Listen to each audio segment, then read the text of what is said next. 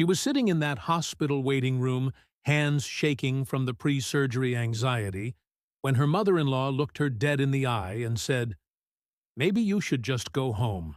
We don't need your kind of drama today." The security guard was already walking over. But 2 hours later, when that cherry-red Ferrari pulled up to the hospital entrance and Dr. Chen stepped out asking for Mrs. Williams, Margaret's face went white as the hospital sheets.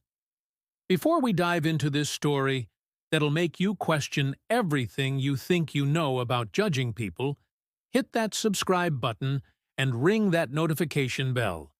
Trust me, you're going to want to hear every single detail of what happened when Keisha's private physician made his entrance.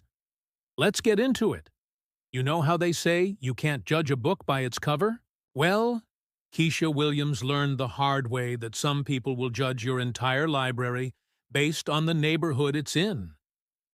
This is the story of Keisha and how one devastating morning in a hospital waiting room changed everything she thought. She knew about family, respect, and the power of quiet dignity. It started 6 months earlier when she was 28, working as a night shift custodian at the downtown medical complex. She'd been doing it for 3 years, saving every penny she could, while taking online courses toward her nursing degree.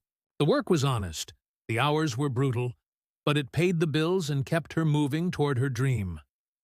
Keisha had this way of finding beauty in the work nobody else wanted to do. She'd hum while she mopped, leave little encouraging notes for the day shift nurses, and somehow made even the hospital smell a little better with the pride she took in her work. She believed that every job had dignity, if you brought dignity to it. That's the kind of character she thought mattered until she met David Williams. She was restocking supplies in the ICU around 2 a.m. when she heard someone crying in the family lounge. David was sitting there in his scrubs, head in his hands, looking absolutely broken. "Rough night?" she asked softly, offering him a tissue from her cart. "Lost a patient," he whispered. 7-year-old girl. "I've been a resident for 2 years and I still don't know how to." "You care," Keisha said simply. "That's how you handle it. You care enough to cry." David looked up at this woman in custodial uniform who somehow understood what his attending physicians couldn't. He was this brilliant surgical resident, Harvard med graduate,